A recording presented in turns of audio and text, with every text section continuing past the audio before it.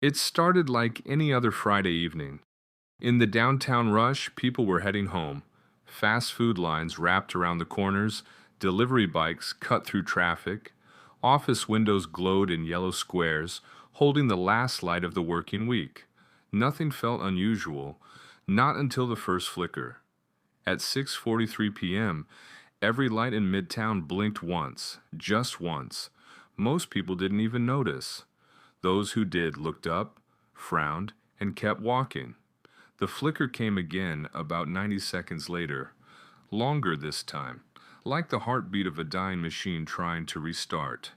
Then came silence, the city's constant pervasive hum, the grind of the subways, the air conditioners, the brake squeal, the engine sigh. It all vanished at once. For a second, everyone froze, holding a collective breath. When they finally exhaled, there was nothing left to hear but the sound of their own fear. Traffic stopped, screens turned black, elevators hung motionless between floors. Across the river, planes over LaGuardia fell dark against the dusk, gliding silently out of sight. People expected the lights to return. They didn't. Within 5 minutes, phones stopped connecting, not just signal loss, but the complete inability to find a tower. Within 10, panicked shouts began to echo through the streets. Within an hour, the first sirens wailed, and then those went silent too, as their backup power drained or their operators gave up. Daniel Cole was still in his office on the 22nd floor, finishing a system diagnostic report. He was an electrical engineer, and the system failure was instantly recognizable to him, not as an inconvenience, but as an event. The power surge hit his laptop and killed it instantly. Emergency lights flickered once, and then died forever. The only sound left in the building was the unsettling echo of footsteps and voices in the stairwell. Outside, the skyline was darker than anyone had ever seen it. The Empire State Building, gone. Times Square, a terrifying empty void of black concrete. People gathered on corners holding up their phones, still trying to summon a signal. "Is this the grid?" someone asked, their voice too loud in the quiet. "EMP? Cyber attack? Solar flare?" Daniel knew the answer was far simpler and far more terrifying. All of it. The scale was too immense for a local failure. The lack of any backup power, the instantaneous destruction of low-voltage systems like his laptop, the global silence on the shortwave radio band he always monitored, it all pointed to something catastrophic, something permanent. It wasn't just a failure, it was erasure. He walked down the 22 flights of stairs, the air thick with sweat and mounting hysteria. He stopped only to retrieve two things from his desk: his grandfather's sturdy crank-powered flashlight and a thick, laminated map of the tri-state area. He knew the data on his dead phone was useless. The paper in his hand was now his most valuable technology. He started walking north. Down the avenue, he passed a deli where the owner was desperately trying to pull down the heavy metal shutter by hand. It jammed halfway, leaving a dark, gaping mouth open to the street. Someone shouted about looters further down. Someone else just laughed, a high, brittle sound that was worse than any cry. A woman sat on a curb, quietly crying, clutching a plastic bag of melting ice cream and spoiled meat.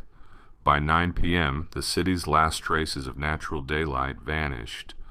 By then, the first fires were visible. Not riots or purposeful destruction yet, but people burning trash and anything flammable in metal barrels just to see. The darkness was total, a physical weight that pressed down on every street. In the middle of that orange flickering haze, Daniel looked up and saw something no one in New York had seen in decades: the sheer, blinding brilliance of the stars. It was a billion diamonds spilled across black velvet, impossibly bright. It should have been beautiful. But it wasn't. It was the backdrop to the sound of the world forgetting how to breathe. Daniel's sister, Mara, and her 10-year-old son, Eli, lived 15 miles north of the city in a small wood-frame house near the edge of the suburbs. His professional knowledge, his understanding of why the power died, told him he couldn't call them. His human instinct told him he had to reach them immediately. He realized the city had become a vast vertical maze of obstacles. The high-rises were cliffs. The tunnels were death traps. The streets, clogged with dead cars, were a graveyard. Every step he took was over the fossil of the previous age. He walked on the median strip where he could, avoiding the sudden, jagged metal edges of car doors and broken glass. His mind worked in two speeds, the engineer's calculation and the animal's survival. The engineer estimated that the water treatment plants would cease functioning in 3 days. The natural gas lines were probably safe but useless without ignition systems, and that all refrigerated food was already lost. The animal just felt the fear that tightened his chest with every unidentified shadow. He walked for hours, moving relentlessly north. The noise changed as he left the deep concrete canyons. The hysterical shouting and car horns gave way to a deeper, more unsettling sound, the scraping and shuffling of thousands of people trying to make their way out of the city on foot, like a great, confused migration of shadows. Around midnight, he had his first real encounter that wasn't just a silhouette in the dark. He reached the entrance to the old bridge, the primary route out of the area. The span was completely blocked by a tangle of abandoned vehicles, a monument to the moment of blackout. A small group of men, lit by a single kerosene lamp they'd found, were trying to drag a sedan off the road. "Need a hand?" Daniel asked, his voice rough. One of the men, big and tired-looking, shook his head. "It's pointless. The battery's fried, the wheels are locked. We need a jack." "No, you don't," Daniel said, slipping his backpack off. "You need leverage and rhythm. Let's try to push it toward the guardrail, all together, on my count." For the next half hour, 10 strangers worked together, not talking about the blackout, not arguing over who was in charge, but just applying simple physics. The car, an SUV, resisted, groaned, and finally slid onto the shoulder. It was a tiny victory, but it felt monumental. It was a moment of cooperation, a reminder that the most essential machine hadn't failed. The human one. Before leaving, the big man, whose name was Sam, reached into his own pack and pulled out a battered half-eaten chocolate bar. For the work, split it. Daniel hesitated. Food, even stale sugar, was now a priceless commodity. He took the bar, broke it in half, and handed the larger piece back to Sam. "I'm heading north.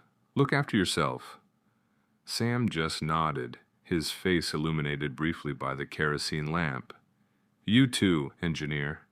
He was outside the city now, on the dark, winding roads of the northern suburbs. Here, the panic was different. It wasn't the chaotic urban hysteria. It was a deep, silent despair. He passed houses where candles glowed feebly in the windows, flickering like tiny, isolated prayers. He saw silhouettes moving slowly, carefully in their front yards, digging. Were they burying valuables or finding tools? He couldn't tell, and he didn't stop to ask. He kept moving. His ankle began to ache from the uneven pavement. He was an engineer, not a marathon runner. He knew he had to conserve his energy. He found an overgrown patch of woods just off the main road, sat against a tree, and pulled the crank flashlight out. He turned the handle for a full minute until the little LED bulb pulsed with maximum light, just enough to check his map and ration his remaining water. He thought of Mara and Eli. Mara, the accountant, who always relied on her phone for everything. Eli, the 10-year-old whose entire world had been built on glowing screens and instant data. How would they react when the digital world became meaningless? He realized then that the real fear wasn't about the darkness outside, but the darkness within people. Tonight they were scared. Tomorrow they might be desperate. As the moon rose higher, painting the skeletal trees in pale silver light, Daniel stood up, re-shouldered his pack, and started walking again. He needed to be with his family before desperation took root. He needed to be the one who could tell them with certainty that this was permanent and that they were going to start building something new. He thought he heard a sound, not the shuffling of the general crowd, but a distinct soft footfall on the pavement, a few hundred yards behind him. It wasn't threatening, just present. He stopped, held his breath, and listened. The sound stopped too. Was it a lost soul? A lone traveler? Or had someone seen the quick flash of his engineer's map light and decided he looked like someone who had things worth taking? He didn't wait to find out. Daniel Cole moved faster into the shadows of the road, knowing that the most valuable commodity in this new world was no longer electricity, but simple, quiet knowledge, and the ability to protect it. He needed the dawn to come, but he knew, with chilling clarity, that this night would be the longest, most important night of his life. When the lights died, Mara Cole was not in a panic. She was mildly annoyed. She was an accountant, and at 6:43 p.m. on Friday, she was sitting at the dining table, reconciling a complex set of quarterly books, waiting for the microwave to beep with Eli's dinner. The sudden, silent darkness meant her laptop died, her screen went black, and the house fell into an unnerving quiet. Her first thought was, the breaker. Her second thought, seconds later, was, the whole street. Her third thought, seeing the moonless, impenetrable blackness outside her kitchen window, was the world. Eli, her 10-year-old son, was upstairs. He was used to the noise and color of his digital life. The silence brought him down the stairs quickly. He wasn't crying, but his confusion was tangible. "Mom, the Wi-Fi's dead," he said, stating the obvious with the seriousness of a major outage. "And the TV. Did a transformer blow?" Mara, holding a match to a cheap candle, shook her head. "It's bigger than a transformer, sweetie. It's a grid problem. We'll use the flashlights." The first 12 hours were a game of denial. Everyone in the suburbs, including Mara, believed it was temporary. They used up their batteries listening to the local radio, waiting for the emergency broadcast to explain the localized disaster. But the radio only offered static. The car radio, a deeper voice, was equally silent. Every hour that passed, the realization sank in. This wasn't a problem for the utility company to fix. This was the new reality. The first punch landed on Saturday morning. The sun rose, but it brought no comfort. The silence was louder in daylight. The neighborhood, usually bustling with lawnmowers and morning traffic, was eerily quiet. Mara's immediate critical problem wasn't communication or entertainment. It was food and water. The fridge and freezer, symbols of modern abundance, were now just big, insulated coffins. The food was beginning to spoil.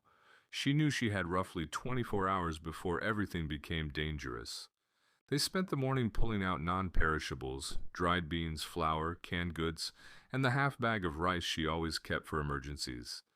Eli, bless his heart, found a secret stash of stale Halloween candy which she allowed him to keep. Sugar was energy, but the water was the most pressing fear.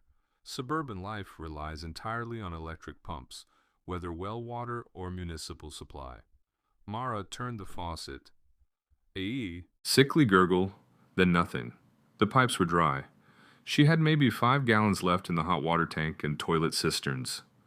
That was a day and a half, max, for 2 people and a growing boy. Mara had always considered herself pragmatic, not a survivalist. But Daniel's influence, his quiet engineer's insistence on preparation, had left her with a few things.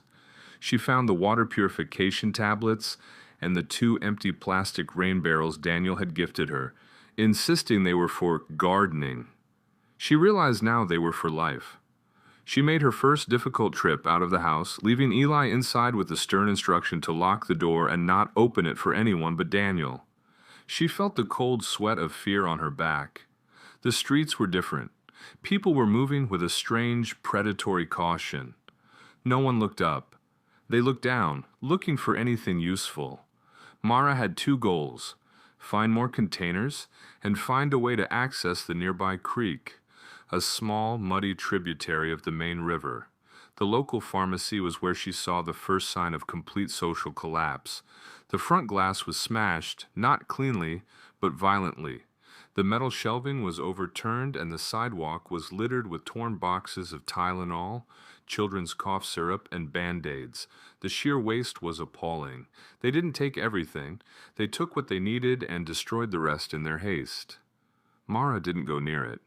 She headed toward the hardware store 2 blocks further. Its heavy steel door was still locked, but 2 men were talking quietly nearby, strapping shovels and garden tools to their backs. They looked up as she approached. "They've sealed the back dock," one man said, not as a greeting, but as a warning. "Nothing in there but lumber now anyway." "I just need buckets," Mara said, keeping her voice even.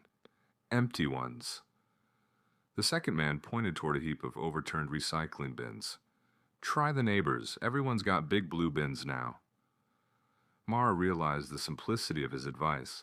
The most valuable resources right now weren't in the reinforced stores, they were in the unlocked garages and sheds of the houses around them. She spent the next hour walking through backyards, taking 4 large plastic bins and a length of discarded nylon rope. She left a $20 bill tucked under a flower pot at the door of the last house, a gesture of useless but necessary goodwill. She knew the money was worthless, but the moral feeling of not stealing was worth more than gold.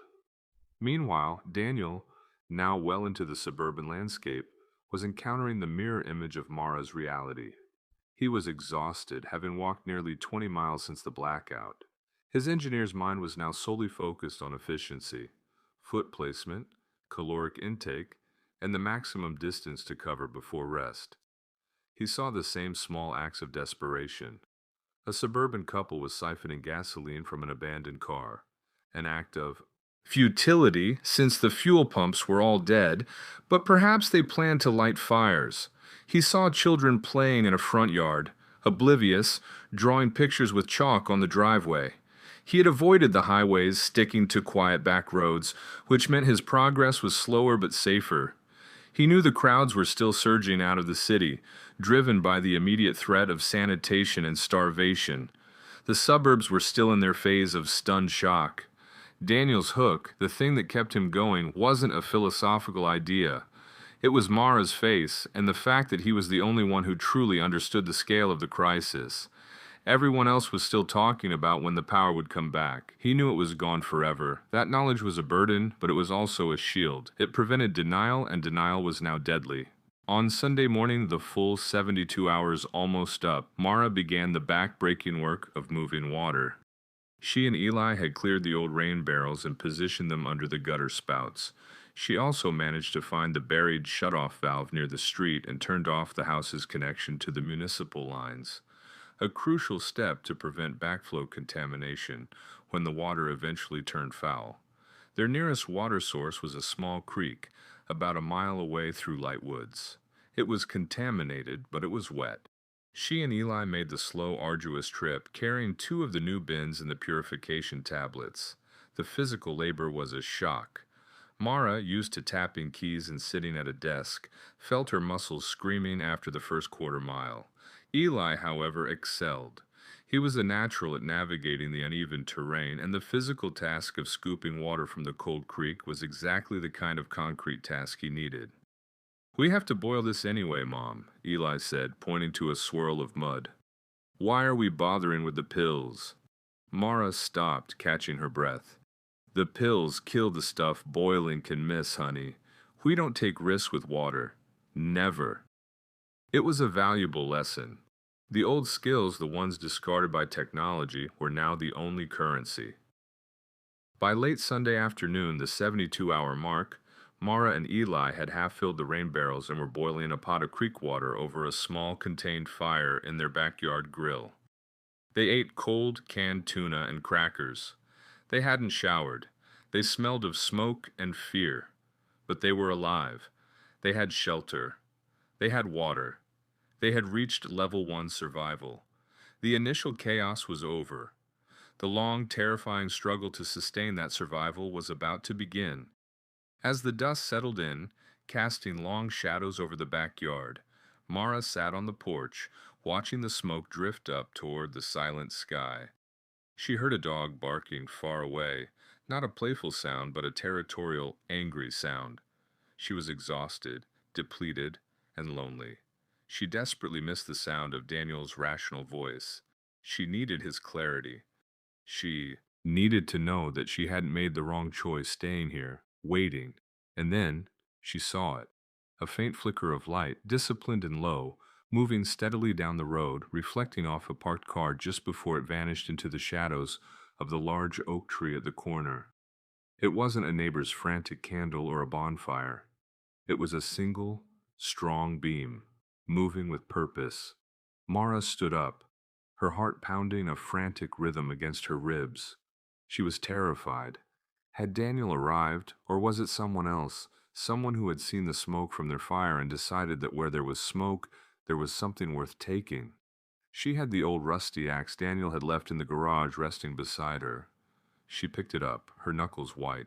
She stood in the profound silence, listening to her own breathing, waiting for the sound of approaching footsteps. We have Daniel arriving just as Mara makes her first defensive stance. We left Mara standing alone on her dark porch, the rusty axe in her hand, watching a disciplined beam of light approach through the night. The exhaustion of the last 3 days evaporated, replaced by a pure shot of adrenaline. The light stopped beneath the large oak tree, hesitated, and then the person holding it stepped into the faint glow cast by the backyard grill fire. "Mara? It's me." The voice was rough, dry, and strained from walking, but it was Daniel's. Mara dropped the axe. It hit the wooden deck with a loud metallic clatter that sounded like a gunshot in the silence. She didn't move. Her relief was so intense it felt like a physical pain. Daniel walked up the 3 steps, dropped his heavy, filthy backpack, and simply wrapped his arms around her. He didn't speak. He just held her, smelling the wood smoke and the creek water on her clothes. Mara buried her face against his neck, breathing in the scent of city grime and safety. I thought you were gone," she whispered, tears finally coming. "I was walking, always walking," he murmured. "Couldn't call, couldn't stop." Eli, who had been sitting absolutely still behind the porch door, bolted out. He didn't run to his uncle, he just stared at the crank-powered flashlight that Daniel had placed on the railing. "That's the one," Eli said quietly, walking over and picking it up. He cranked the handle once, and the focus beam shot across the yard. "Grandpa's. It didn't break." Daniel smiled, a tired, genuine smile that eased the hard lines of fatigue around his mouth. "Told you some old tech never quits." The reunion was quick. They had no time for lengthy emotional unpacking. The reality of the moment was too pressing. Daniel drank 2 full mugs of Mara's boiled and treated creek water, tasting the metallic hint of the purification tablets, but savoring the hydration. He sat at the dining table while Mara and Eli watched him with intense focus, like passengers waiting for the captain to explain the wreck. "Tell me," Mara insisted, keeping her voice low. "Please, just tell me. When does the power come back on?" Daniel looked at the candle flame flickering between them. He had seen the fires in the city, the dead systems, the complete silence of the world's radio bandwidth. He couldn't afford to offer false hope. "It's not coming back, Mara," he said, his voice flat and factual. "It's a global failure. Something catastrophic hit the entire transmission and generation infrastructure. It's not a fuse. It's not an attack. The system is wiped clean. We are in the new permanent reality." Mara was an accountant. Permanence and finality were things she understood well. She didn't scream or argue. She just nodded slowly, a deep chill moving through her. "The water? Good work getting the creek water. The purification is vital, but the immediate threat isn't water, it's sanitation," Daniel stated. He explained. The house was on a septic system, which was fine, but the suburbs used electric lift pumps to move waste uphill. When those pumps failed, the sewage backed up. Within the week, the suburbs are going to become a biohazard. We need to focus on 2 things, security and mobility. The security part was obvious. They were in a 2-story wood frame house, easily accessible. The mobility part was the real challenge. "We can't stay here," Daniel concluded. "The city is hungry, and the desperation is moving outward. The suburbs are full of resources, which makes them targets." They spent the next few hours inventorying their supplies. Mara was surprised by Daniel's methodical nature. He wasn't hoarding, he was calculating. He calculated the caloric needs for 3 people for 2 weeks, their water needs, and the necessary tools. "We need more than just canned beans," Daniel said, consulting his map. "We need tools, and we need specialized supplies that the desperate crowds are overlooking." His professional knowledge kicked in, giving them an advantage. While everyone was looting grocery stores, Daniel was thinking like an industrial technician. "There's a small industrial supply depot 3 miles west of here," he explained, tracing a line on the paper map with his finger. "They sell things like large plastic containers, industrial-grade rope, specialized tools, filtration equipment, and camping fuel. If it's not guarded, we hit it before dawn." The risk was immense.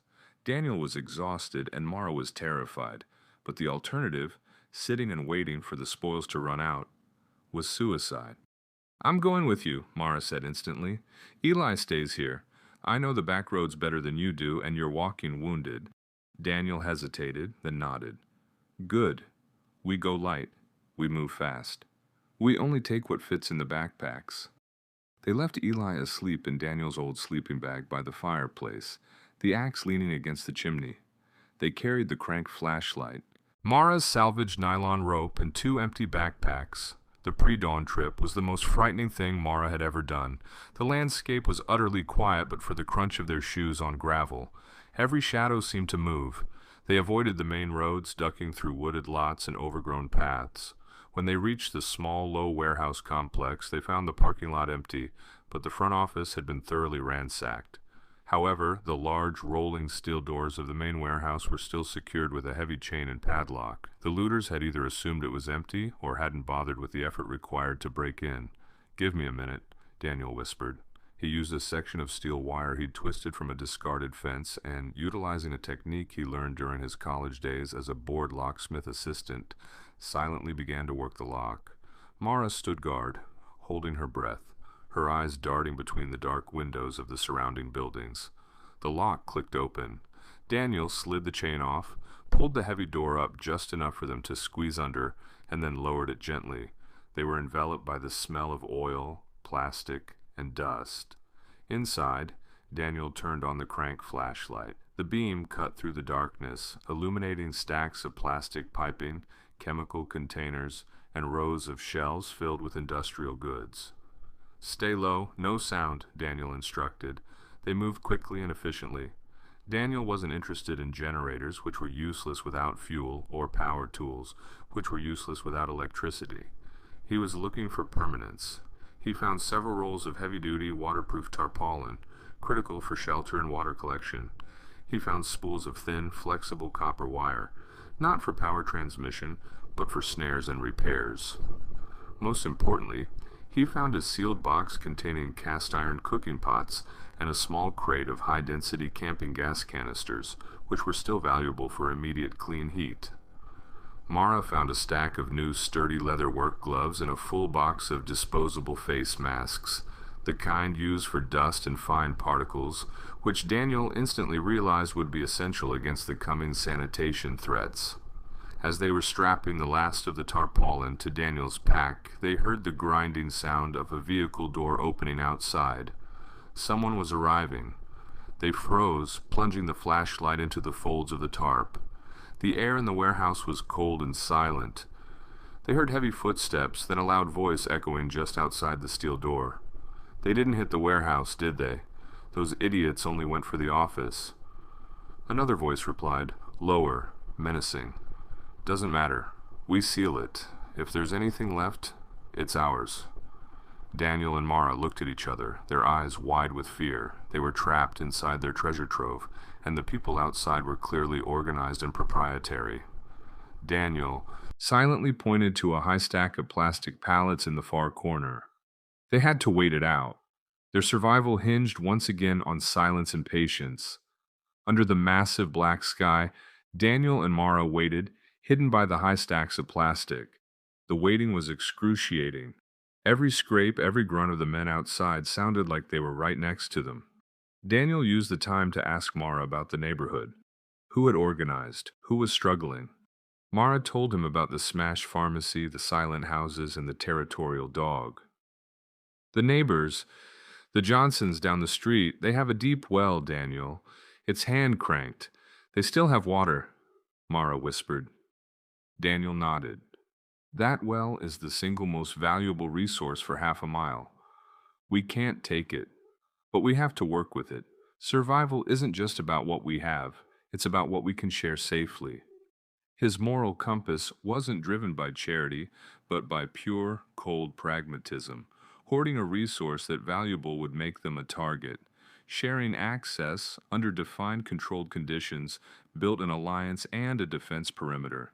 It was the engineer designing a social system. After nearly an hour, the men outside finally left, the sound of their heavy boots fading into the distance. Daniel waited 10 minutes more, then slowly, silently, they lifted the door. The first hint of false dawn was painting the eastern sky a bruised purple. They slipped out, pulling the door shut behind them, and Daniel reset the padlock. not to keep others out, but to buy them time. The men wouldn't expect the lock to be resecured. They ran all the way back, energized by the weight of their supplies and the near miss. When they arrived back at the house, Eli was still asleep, curled up by the coal fireplace. Daniel felt a powerful, protective urge wash over him. He was the man with the flashlight now, the one who saw the path, the one who held the knowledge. They spent the full daylight hours fortifying the house, boarding up the lower windows, not with lumber, but with old pieces of metal flashing Daniel had retrieved from the garage, making the house look less like a target and more like a derelict structure. As the sun began to set on Monday, their first night together in the new world, Daniel looked at the small pile of essential supplies: the water, the fire pots, the rope, the masks, the tarp. They had survived the immediate catastrophe, thanks to preparation and teamwork. But Daniel knew the hardest part wasn't the material survival, it was the adaptation. How do you go from managing spreadsheets and power grids to managing a garden and a fire pit? He looked at the dense, dark woods surrounding their small property. He needed to find a location that was defensible, fertile, and sustainable.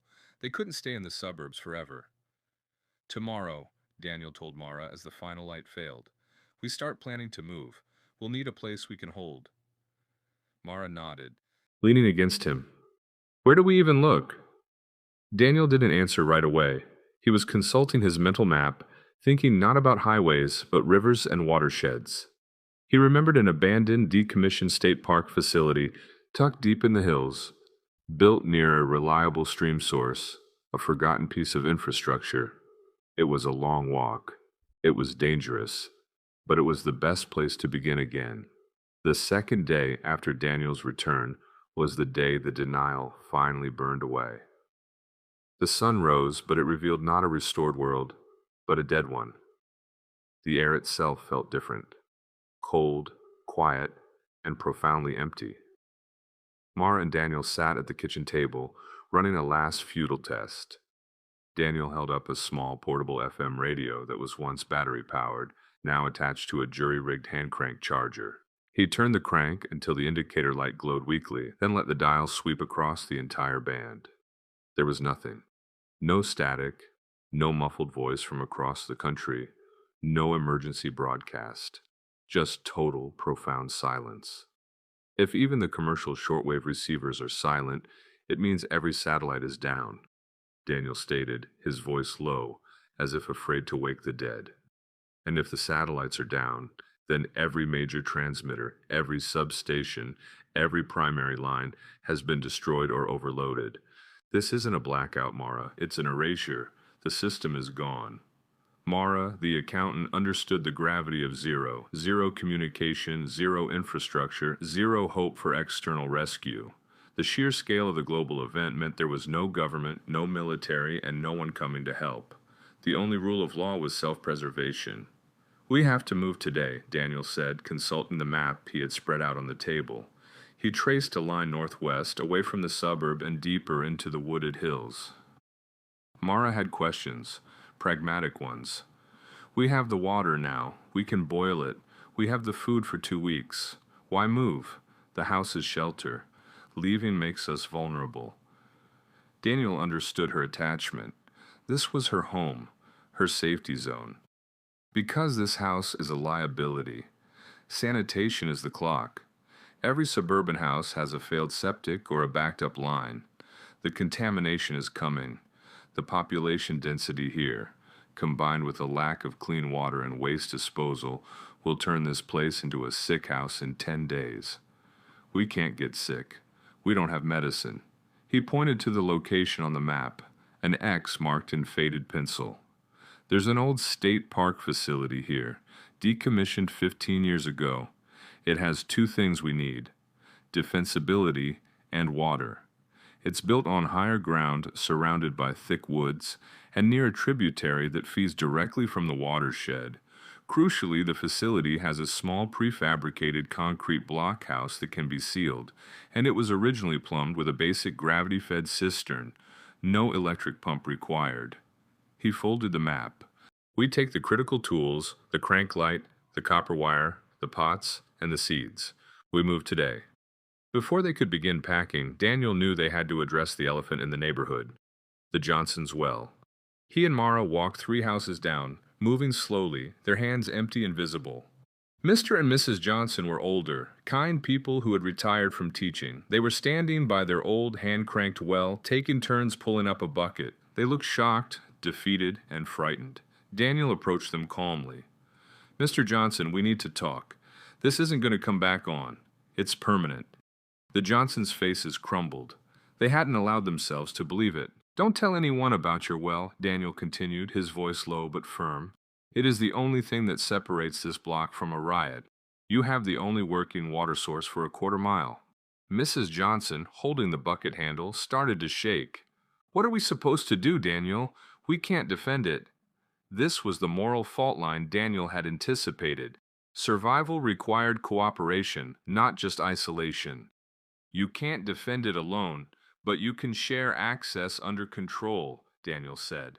"Mara and I are leaving today, moving to higher ground for sanitation and defense. But before we go, I will help you establish a system. You will only give water to 3 other families, ones you trust completely, not for free, but for watch duties. 1 bucket a day, in exchange for 4 hours of watching your perimeter.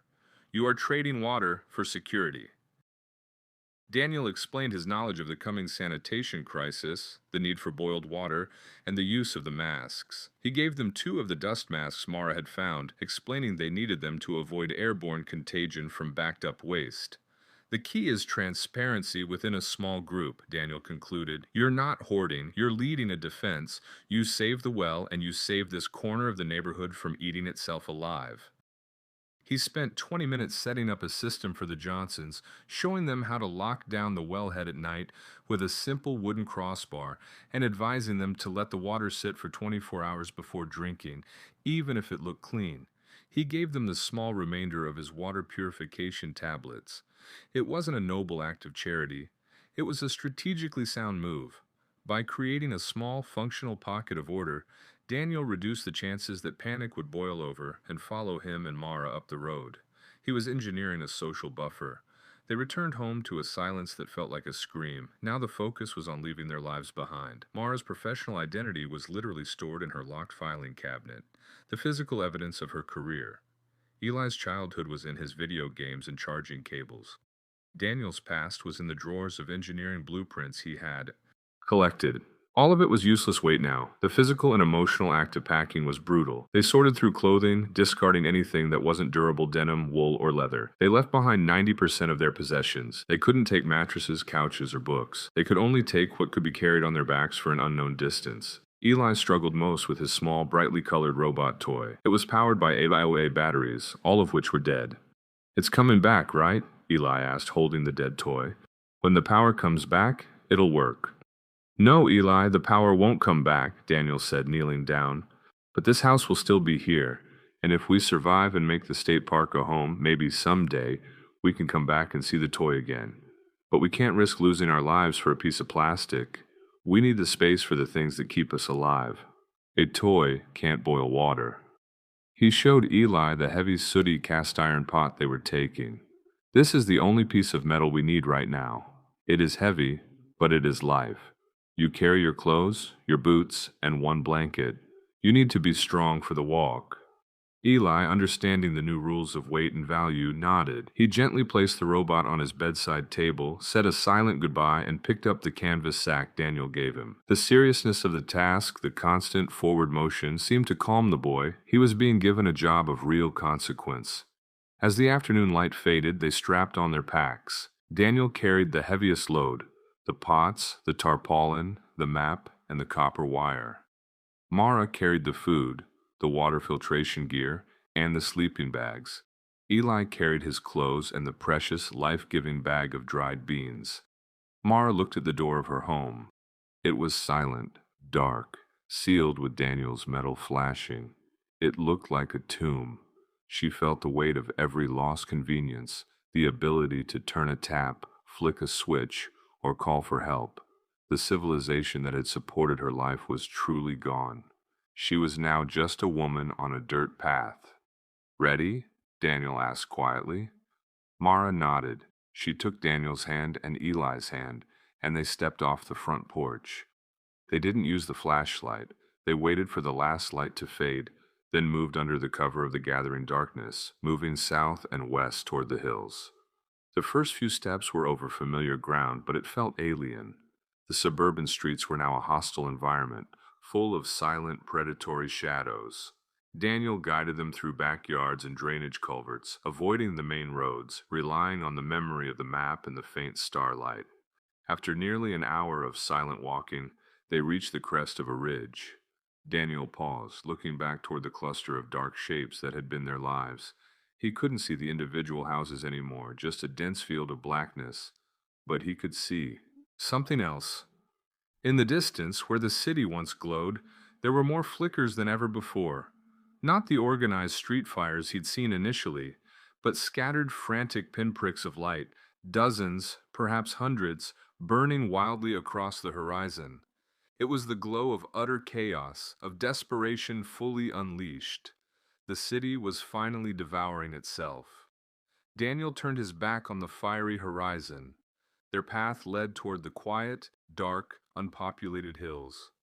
"We don't look back," he whispered to Mara, pulling her forward. "We only look at the next step." The park facility was 6 miles away. They had no idea who or what had taken up residence in the hills during the blackout. All they knew was that the noise and the light were behind them, and the hard, unknown work of building a new foundation lay ahead. The silence of a civilization was absolute, and in that vacuum, Daniel and Mara realized they were no longer just survivors. They were founders. The journey to the facility was the first real test of their new existence, and it was brutal. The 6 miles felt like 60.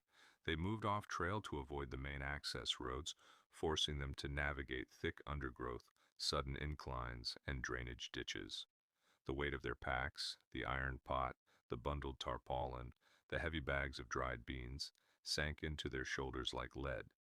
Daniel, who had just walked 40 miles from the city, was moving on pure, strained will. Mara, the accountant, found herself relying on a kind of muscular strength she never knew she possessed.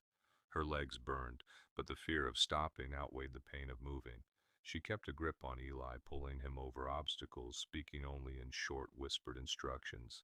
Eli, the youngest, struggled the most, but he was also the most disciplined. He didn't complain. He just put one foot in front of the other, his small, life-giving sack of beans bouncing against his back. He had accepted the permanence of the loss faster than the adults. His old life was already a distant, dead memory. This hike, this quiet movement through the trees, was his new normal. They walked for 5 agonizing hours. They rested only twice, leaning against trees, not speaking, just rationing sips of water. The night was absolute, thick and disorienting. They relied entirely on Daniel's paper map and the faint, diffused glow of the sky above the tree line. The total absence of light pollution here was overwhelming. The world felt impossibly large, ancient, and indifferent to their fate. They arrived just after midnight. The state park facility was exactly as Daniel remembered it. A simple, square concrete blockhouse, maybe 20 feet by 20 feet, built into a small rise in the terrain. It had been used for equipment storage and ranger meetings. It was ugly, but it was solid. The biggest danger when arriving at a destination like this is the moment of entry. Is the place occupied? Is it a trap? Daniel ordered Mara and Eli to wait 100 yards back in the thicket. He approached alone, moving with the quiet caution of a man whose life now depended on absolute silence. He circled the structure, using his crank flashlight for only the briefest of flickers to confirm the structure was intact. The single metal door was chained shut, secured with an old rusty padlock. More importantly, the windows, small high slits designed for ventilation, were covered on the inside by wooden shutters. The lock was old, corroded, and easily picked using a piece of the copper wire Daniel had taken. The door creaked open, announcing their arrival to the silent forest. Daniel stepped inside. It smelled of mildew, dust, and mice, but it was empty. It was concrete on all sides, with a small dry storage area and a tiny built-in restroom that fed into the septic field. He whistled a low single note, their prearranged signal. Mara and Eli rushed forward. They collapsed inside the blockhouse, pulling the door shut and chaining it immediately. They were safe from the elements, and for the first time in 3 days, they had a physical barrier between themselves and the desperate world outside. The first fire was not a celebration. It was an act of profound necessity. Daniel found a small rusted metal drum behind the blockhouse. He dragged it inside the main room, near the center, and opened the ventilation shutters just enough to let the smoke escape without revealing too much light. Eli, supervised by Mara, was given the task of breaking down dried, brittle pieces of wood they found stacked in a corner. When Daniel finally coaxed a small flame into life, feeding it carefully with dried moss and leaves, the entire atmosphere changed. The firelight was soft, flickering, and utterly unlike the harsh, constant glow of electricity. It didn't just provide warmth, it carved out a small, intimate space of civilization in the overwhelming dark. They boiled water in the cast iron pot, rehydrated the beans, and ate their first hot meal in days. It tasted like triumph.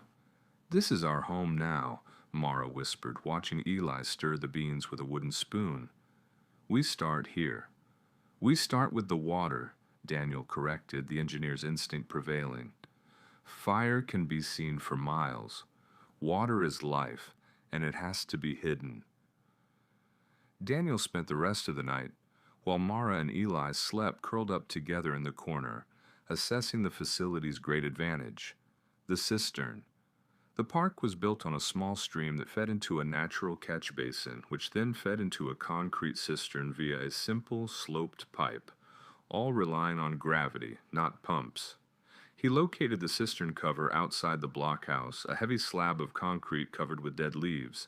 He realized the pipe that fed the house's interior tap was exposed and easily compromised. His new immediate purpose was clear. He had to re-engineer this simple system into a fortified, self-sustaining water source that could not be easily found or damaged. He had to become a builder, not just a survivor.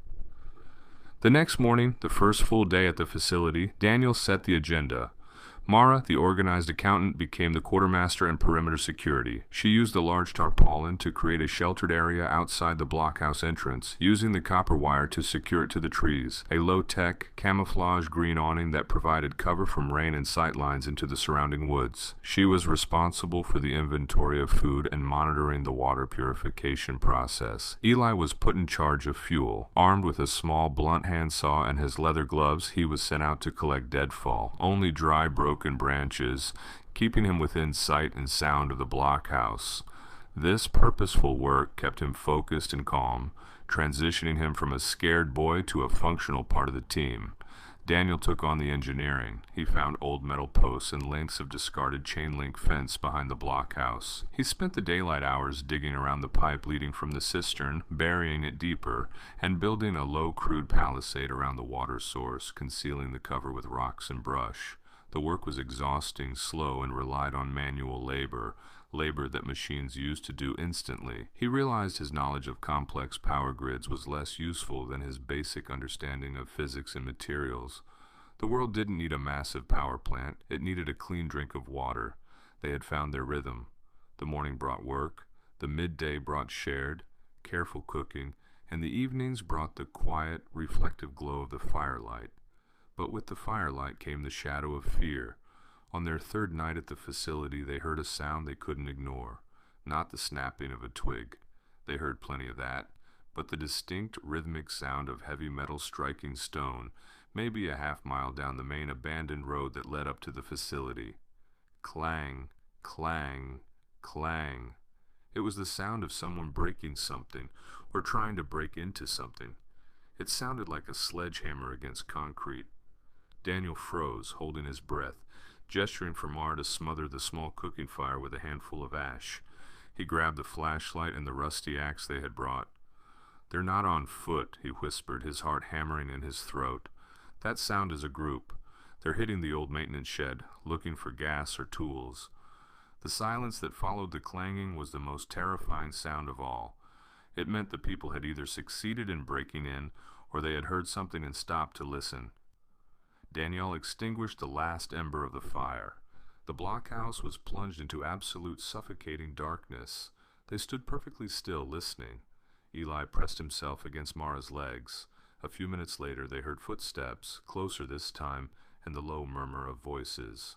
They were Moving off the road, up the path toward the blockhouse. They knew this facility was here. They were searching. Daniel moved to the metal door, resting his hand lightly on the cold, solid steel. He had bolted the door from the inside with heavy, scavenged pipe fragments. It wouldn't hold against a determined attack, but it would buy them time. The footsteps stopped right outside. They heard a hand brush against the concrete wall, followed by a low, guttural cough. "Nothing here," a voice slurred, thick with exhaustion, and Daniel suspected alcohol. "Just a storage box. It's sealed tight," another voice grumbled. "Waste of time. Let's go back to the sheds." The voices and the footsteps retreated, fading back toward the road and the distant clang of their ongoing work. Daniel, Mara, and Eli stood in the dark for another hour, not moving, not speaking, until the sounds were completely gone. When Daniel finally relit the fire, the flame seemed weaker, more precious. They realized the firelight was not just for cooking, it was the light of their life, and it carried a terrible risk. Every fire brought both warmth and the immediate cold presence of fear. Mara looked at Daniel, her face streaked with soot and worry. "We have to be faster, Daniel. They're already here." Daniel nodded, looking at the stone floor. He knew the true battle was not against hunger, but against the sheer number of desperate people. They had to disappear. They had to integrate into the landscape. He planned his next move. Tomorrow, he wouldn't build a fence. He would build a smokeless fireplace and an earthen roof for the blockhouse, using the ground to hide their presence. He looked at Eli, who was now quietly sorting through their small pile of firewood. His task resumed without prompt. In the vast silence of the dark world, Daniel realized the most resilient structure wasn't steel or concrete. It was the tiny, organized unit of family, fueled by purpose and shielded by vigilance. They had survived the blackout. They had survived the chaos. Now they had to survive the builders of a new, ruthless society. The initial, desperate weeks turned into a new normal. For Daniel, Mara, and Eli, the concrete blockhouse was no longer a temporary shelter. It was home. Daniel had worked tirelessly, driven by the memory of the men who had stopped outside his door. He wasn't building a castle, but a chameleon. He covered the thin metal roof with scavenged earth, brush, and thick moss, concealing it from view from the air, and muffling their internal sounds. He also rerouted the smoke from their small salvage wood stove through a long underground vent pipe that dissipated the heat and smoke through a rock cluster 50 feet away. This was his greatest achievement. A smokeless life. They were now invisible. They settled into the rhythm of survival. Eli was the fuel collector. Mara managed the food and water inventory, meticulously tracking their consumption. The accountant, even without electricity, still needed her ledger. Daniel was the engineer, constantly innovating, constantly improving the blockhouse's defensibility and efficiency. But Daniel knew isolation was a temporary defense, not a long-term solution. They were running low on specialized items, basic medicine, salt, and, most critically, seeds that would actually germinate. Survival was local, but sustainability required a community, or at least a network. Daniel began to venture farther, scouting the surrounding territory. He wasn't looking for resources, he was looking for patterns, the tribes that were starting to emerge from the wreckage of the suburbs. He noticed the first group near the defunct corporate office park 5 miles to the south. This was the largest, most disciplined organization he had seen. He observed them from a distant ridge using Mara's old pair of binoculars. There were maybe 30 people, a mix of families and single men, all moving with a distinct, unsettling order. They were clearing out the parking lot, establishing watchtowers in the high-rises, and had formed actual patrols, moving with scavenged bicycles and simple walking staffs. Their strength was their cohesion. Daniel watched as they shared a meal. It was rationed, precise, and orderly. They communicated not with shouts, but with small reflecting mirrors during the bright midday sun, signaling across the valley.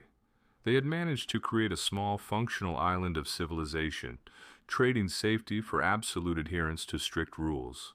This was the Order tribe. Then there was the other group, the Scavenger tribe, living low near the river basin.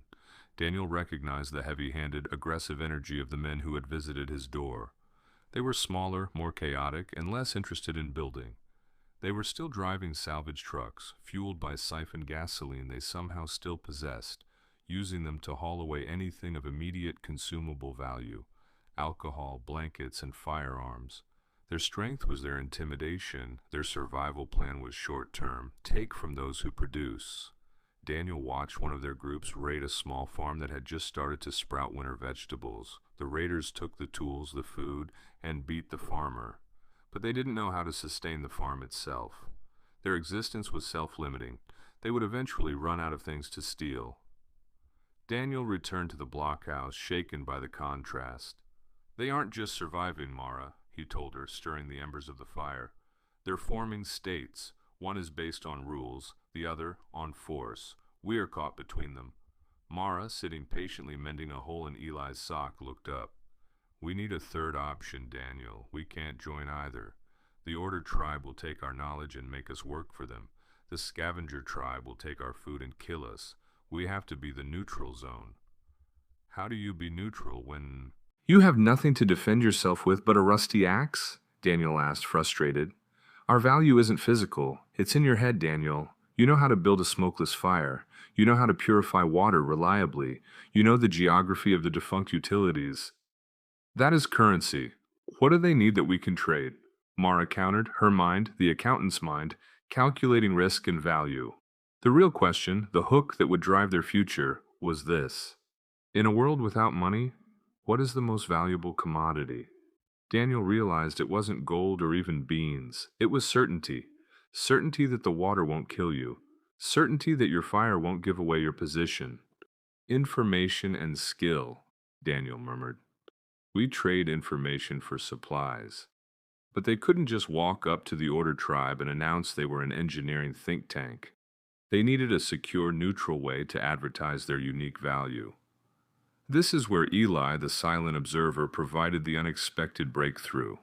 Eli's task was collecting deadfall near a barely visible, overgrown wire fence that marked the official boundary of the old state park. He came back one afternoon, not with wood, but with a small, rusted gray metal box. "Uncle Daniel, look," he said, placing the box on the ground. This was connected to the wire. It was buried. Daniel recognized it instantly. It was an ancient low-voltage junction box from the park's defunct perimeter alarm system, maybe built in the 1970s. It was useless now, fried like everything else, but seeing it sparked an idea rooted in his memory of the land. "Eli, you found the perimeter," Daniel said, excitement in his voice. "This means the old lines run along that fence. And if the lines run along the fence, then the old maintenance road runs right beside it too. A road we didn't know about." They quickly followed the fence line, pushing through brambles until they found the hidden, overgrown road. A narrow, barely discernible track that wound down the side of the ridge, away from the main road and toward the river. It was completely hidden from both the Order tribe to the south and the scavenger tribe on the main access road. This hidden road provided their path to the world. Daniel now had his plan. He would not go to the tribes. He would create a marketplace. "We establish a neutral point on the riverbank where this road hits the water," Daniel explained to Mara. "We leave a package, a small, tangible demonstration of our skill, with instructions on how to communicate with us. We trade a service for a supply." They decided their first commodity would be repair. Daniel assembled a small kit using the copper wire, some specialized adhesive he had saved, and a handful of sturdy fish hooks he had found in the blockhouse storage. He wrapped it all in a small square of tarpaulin. He then wrote a short message in neat, large block letters on a piece of scavenged cardboard, ensuring the language was calm and professional, like an old utility notice. Offer: reliable repair and water knowledge. Trade: simple repair of metal or leather goods for 1 pound of salt or 5 pounds of viable vegetable seeds. Protocol: leave item and request here. Return in 3 days. Do not follow the trail. Violence will void all trade. It was bold, almost arrogant, but Daniel knew it had to convey competence and control. He was presenting himself not as a desperate scavenger, but as the last functioning technician of the defunct world. That night, under the cover of the blackest moon, Daniel made the long, silent trip down the hidden maintenance road. He reached the riverbank, found a large, flat, distinctive boulder hidden just off the water's edge, and placed his small trade package beneath it, secured by a heavy rock. He then used a piece of charcoal to draw a small, universal symbol on the boulder, a stylized open hand, the international sign for trade. He wiped away any trace of his passage and began the arduous climb back up the ridge. He was terrified. He had just voluntarily placed his only defense, his hidden existence, at risk, but he knew they couldn't simply starve, safe and clean, on the hill. As he reached the safety of the ridgeline, he looked down the valley. The glow from the Order tribe's fires was a distant faint orange haze, controlled and contained. The darkness of the scavenger tribe was total, menacing, and unpredictable. He had extended his hand into that darkness. Would they find it? And if they did, would they trade, or would they just try to take? Daniel stood there, waiting for the first light of dawn to return, knowing their life now depended on the response to the note hidden beneath that lonely rock by the river. The weight was a heavy thing. 3 days is nothing in the old world. A weekend, a blink. In this silence, 3 days felt like a year of exposed vulnerability. Every snap of a twig outside the blockhouse now carried the potential for invasion. Mara was frantic, keeping Eli inside, spending hours staring through the small viewing slit Daniel had cut into the steel door, watching for movement. Daniel, by contrast, grew calmer. Fear turned into operational focus. He spent the time improving the perimeter defenses, small traps and trip lines made of copper wire and scavenged bells, not to kill, but to make noise and provide warning. He was preparing for the price of knowledge to be conflict. On the morning of the 4th day, Daniel left before dawn. He made the long, arduous trip down the hidden maintenance road alone, moving with absolute silence, checking his own trip lines on the way out.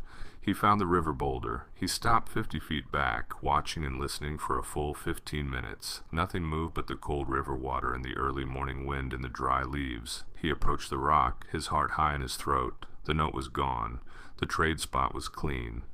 And resting on the flat stone in place of his note was a single, heavy object. It was a piece of finely crafted, worn leather, the shoulder strap of a high-quality saddlebag, or perhaps a heavy radio harness. The leather was thick, but it was split cleanly in two, a clean, sharp tear.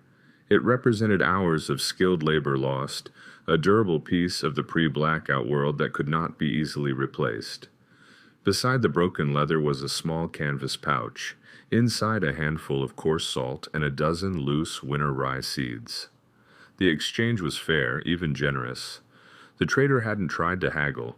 They had accepted the engineer's terms, a pound of salt for a functional, skilled repair. Daniel lifted the broken leather. It wasn't just a repair job, it was a trust exercise. They were asking him to restore a high-value asset, confirming that they valued his skill more than the salt. The price of his knowledge was, literally, 1 pound of salt. He gathered the salt, the seeds, and the broken harness and hiked back up to the blockhouse. Mara looked at the items, her face pale. They could have just taken the salt, Daniel. They left the seeds loose, like they don't trust us to count them. They left the salt because they adhere to rules. They left the harness because they need the fix, Daniel countered, laying the leather out on the table. He spent the entire day on the repair. He didn't just use the strong adhesive he had found. He used a tiny sewing awl he'd salvaged and thin strands of the flexible copper wire to suture the leather, creating a permanent, incredibly strong patch. It was a beautiful, painstaking repair, designed not to last years, but centuries. He wrote a new note on a small piece of scavenged tin, ensuring the text was neat and easy to read. Repair complete. The failure was mechanical stress. Copper stitching added for lateral strength. If you adhere to the trade, we have knowledge regarding the regional power utilities' emergency gas lines. This information is worth more than salt. He was escalating the negotiation. He wasn't offering small repairs anymore. He was offering strategic survival advantage. The next pre-dawn, Daniel returned the repaired harness to the rock, placing it exactly where the trader had left it. He retrieved the salt and the rye seeds, leaving the new tin note clearly visible. The second wait was shorter, but more tense. 2 days this time. Daniel felt a knot tighten in his stomach. If they found the note and rejected the offer, they might retaliate. When Daniel returned, he approached the rock with the same practiced caution. This time, the repaired leather harness was gone, and resting in its place was an entirely different kind of exchange. It was a sealed, heavy, military-grade metal canister, the kind used to hold explosives or critical electronic components. It was tied shut with industrial-strength twine, not rope. Daniel opened it carefully, his hand shaking slightly. It wasn't full of weapons. It was full of seeds. Not loose, cheap seeds. These were high-quality, viable, professionally packaged seeds. Heritage squash, dry corn, and various winter legumes. It was enough to plant a half-acre, provided you knew what you were doing. This was the foundation of an agricultural future. This was not a trade from a scavenger. This was a trade from someone with foresight, organization, and the resources to trade away their own future supply. And underneath the canister, there was a folded piece of thick waterproof paper containing a handwritten query, simple and chillingly specific. The North Bridge was a major pre-blackout river crossing 10 miles away. Its failure would cut off an entire swath of territory, potentially trapping thousands of people or resources on the wrong side. This was not a general query. This was tactical intelligence. Daniel realized he had not only confirmed his value, but he had confirmed the identity of his trading partner, someone from the Order tribe, or someone who controlled them. They weren't asking if the bridge was safe, but how long it would last under current stress. He sat by the silent river, the reality settling on him. He realized the price of knowledge wasn't just his skill, it was his allegiance. To answer the question was to join their network, to give them a survival edge over every other group. To refuse was to destroy the network and possibly invite them to take the knowledge by force. Mara looked at the hall when he returned. The seeds, the canister, the terrifying note. "We just bought a future, Daniel, and we bought a target on our back." "We bought a partnership, Mara," Daniel corrected, running his hand over the sealed packets of seeds. "We are no longer isolated survivors. We are now the hidden technical consultant. The Order tribe needs my technical truth to survive the next decade, and we need their stability and their seeds to survive the next winter." The moral choice was clear. Daniel would answer the question. He would give them the cold, hard, technical truth. In a world defined by chaos and rumors, Daniel Cole had found his purpose, selling facts. He knew exactly where the North Bridge's structural weaknesses lay. He had consulted on the plans years ago when he was starting out. He knew the bridge was failing at the approach spans due to inadequate drainage that had been neglected for years. He had the knowledge they needed. But how much of that truth should he give them? Enough to secure their continued trading and their survival, but not so much that they could take the knowledge and discard him. The next piece of information had to be perfect, truthful, and calculated to encourage dependency. Daniel spent the rest of the day consulting the memory of blueprints, drawing diagrams in the dirt floor of the blockhouse, calculating fatigue points and stress fractures. He drafted his response on a piece of paper, ensuring his handwriting was clear and professional, almost clinical. The note he left the next morning was concise. North Bridge approach, span C, South Bank. Critical failure estimated within 90 days, accelerated by continued heavy load. Recommendation: immediate redistribution of crossing points. This information is final. He had given them a timeline, a specific location, and a solution. He had given them truth, which was power. Daniel returned to the blockhouse, leaving the last working asset of the old world, the truth, resting under a rock by the river. He was no longer just Daniel Cole, engineer. He was the vital, unseen cog in the engine of the new order. The quiet bargaining had begun. The response was not immediate. Daniel waited 3 full days, longer than any previous trade. The waiting itself was a test of trust. He knew that if his information was bad, or if the traders decided they could get more out of him by force, they would already be knocking on his door. His silence and invisibility were the only things keeping him and his family alive. On the 4th morning, Daniel found the exchange point at the river boulder. His note was gone, and the heavy metal canister filled with seeds was replaced by a small, sealed canvas sack. He checked the sack at the base of the ridge before ascending. It contained not just salt, but 5 full pounds of high-quality preserved meat, jerky, wrapped in thick butcher paper, and a pristine set of drafting tools, a straight edge, a compass, and a box of high-density lead pencils. It was a payment of enormous value, indicating that his bridge report was believed and considered strategic. The drafting tools were a clear signal. We acknowledge your profession, and we require more of your work. But there was also a message, not on tin, but on high-grade pre-blackout stationery, sealed in a plastic envelope to protect it from the elements. The script was elegant, precise, and authoritative. Subject: Implementation of Advisory. 7A. Bridge stress fractures. Your projection has been integrated into regional resource allocation.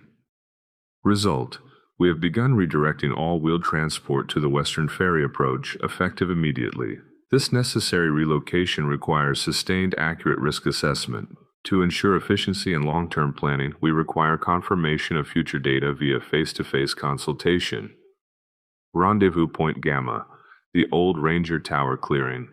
2 weeks from this date, midday, you will come alone. We will provide assurance of safety and continued supply. Daniel held the note, his hands shaking slightly, not from fear but from the sudden, chilling weight of responsibility. His technical assessment had translated directly into policy. He had just caused a major infrastructural shift in the valley, affecting hundreds of people without ever speaking a word. The Order Tribe was no longer a disorganized group of survivors. They were a self-appointed government, and Daniel was their secret consultant. Over. The next 2 weeks, Daniel observed the implementation of his advice. He made the long climb to the highest, most concealed vantage point he knew, overlooking the entire valley. The change was undeniable. Traffic on the North Bridge, what little remained, slowed, then ceased completely. The patrols of the Order Tribe were focused heavily on the Western Ferry approach, creating checkpoints and enforcing the redirection. They were building a new, crude road to support the wheeled transport. This was the new order. It wasn't built on democracy or inheritance, but on utilitarian necessity. The leader, had seized control not by force of arms, but by controlling the essential functions of existence: food, water, and movement. They issued rationing tickets, enforced labor laws, the only payment was sustenance, and maintained order through rigid, unbending rules. Anyone who disobeyed the rationing was removed from the community. Anyone who stole was ostracized. This was a false government, a self-appointed council that used the fear of starvation and chaos to impose an authoritarian stability. And Daniel, the unseen engineer, was the foundation of their security.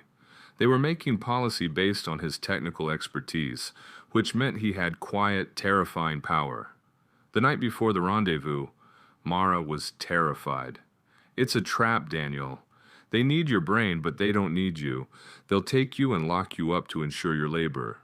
"They could have done that 3 weeks ago," Daniel replied, sharpening the rusty axe. "They didn't. They showed me their competence, their organization, and their adherence to a trade protocol. They showed me that values information more than force. A living, trusting consultant is more valuable than a prisoner who only gives you what you demand." He looked at Eli, who was now expertly tending the smokeless stove. "We need to know what they are. We need their seeds, their medicine, and their future knowledge. I have to go." He took only the drafting tools, the crank flashlight, and the axe, which he concealed beneath his heavy jacket. The Rendezvous Point Gamma, the old Ranger Tower clearing, was a natural, open basin surrounded by towering pines. When Daniel arrived precisely at midday, the sun was high and unforgiving, offering no place to hide. The meeting party was small. 4 guards, silent and watchful, all armed with scavenged baseball bats and wooden staffs, and 1 woman, standing alone in the center of the clearing. She was older, maybe 60, dressed in sturdy, well-worn clothes, and she held herself with an unmistakable, unyielding posture of command. She wore no insignia, but her presence was a shield. "You're late, Daniel Cole," the woman said, her voice clear and carrying, accustomed to speaking in large rooms. Daniel stopped 20 feet away. "The terms of the trade were precise. I arrived at the time specified." "Good. Efficiency is a virtue now," she said, and then extended a hand, the gesture formal, almost political. "I am Eleanor Vance, formerly a municipal judge. Now I am the chief magistrate of this community. We call ourselves the Coalition. Eleanor Vance, the judge. The perfect face for the new order, someone whose authority was based on law and structure, not violence.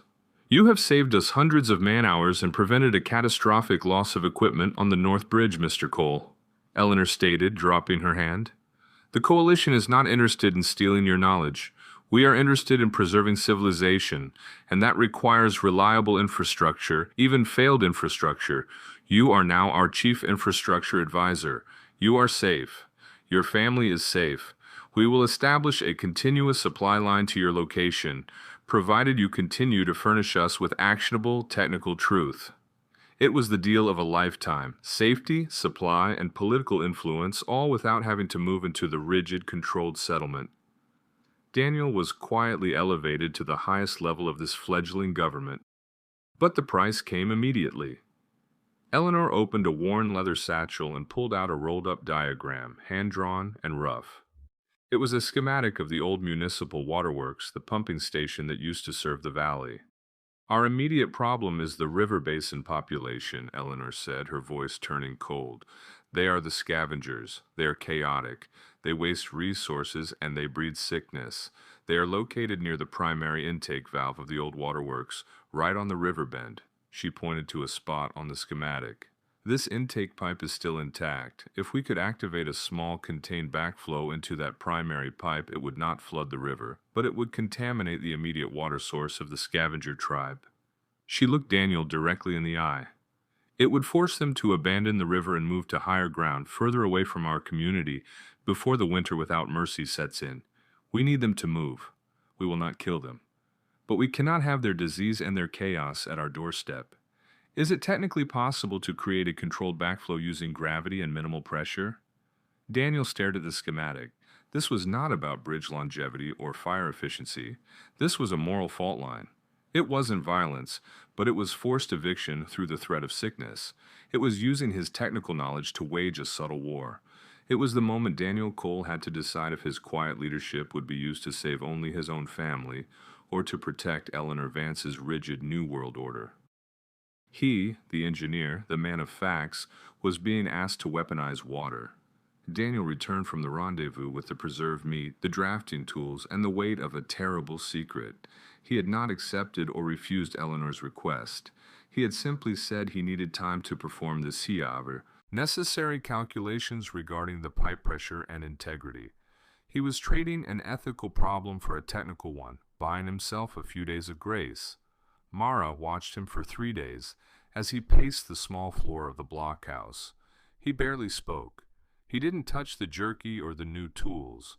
He just studied his worn paper map, tracing the lines of the old municipal waterworks, the abandoned pipes that ran from the river intake up to the main reservoir, and then down, past their hidden location.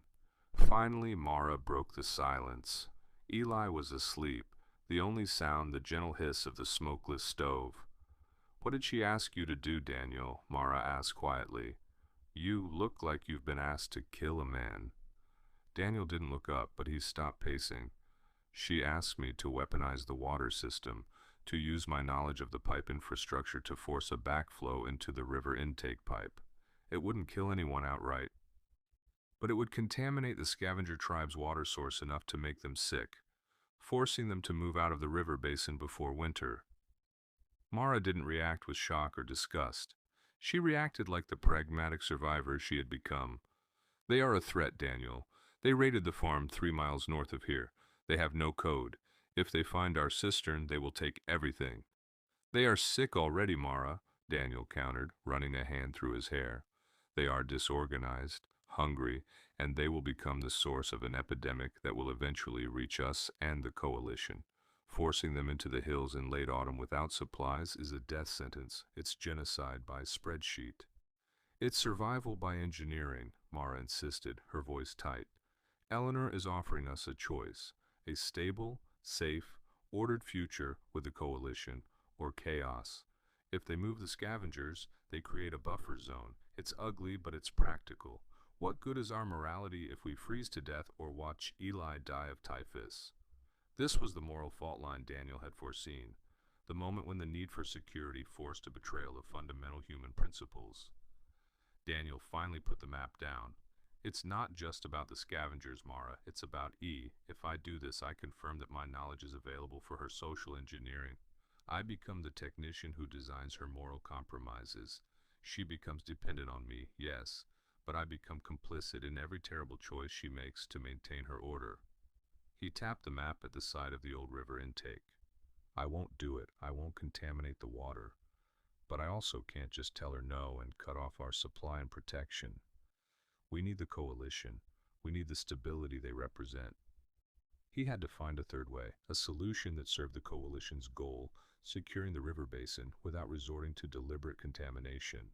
He went back to the map, studying the geometry and the topography.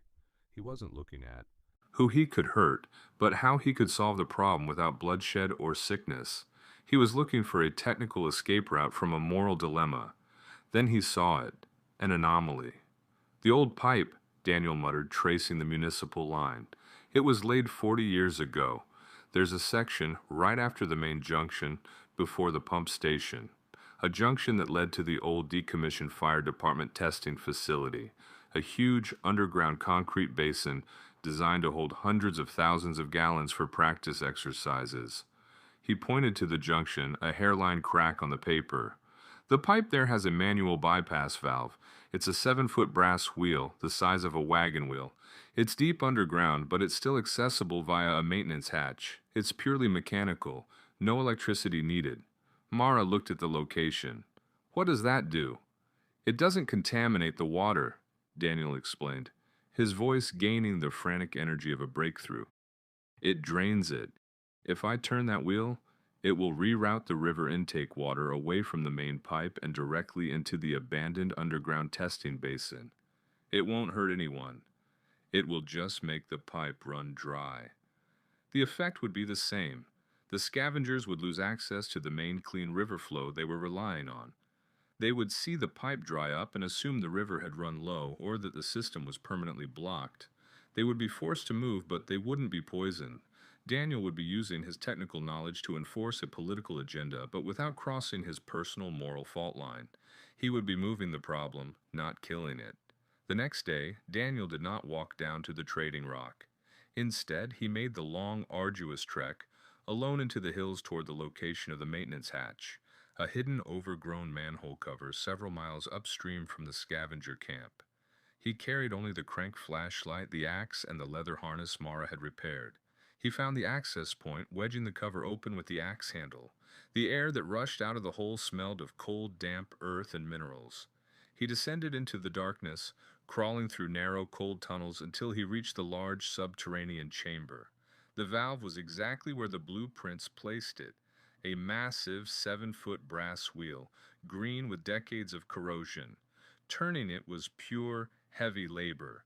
Daniel put his back and every ounce of strength into it. His hands tore, his shoulders screamed, and his breath fogged in the cold air. But slowly, inch by painful inch, the wheel groaned, scraped, and turned.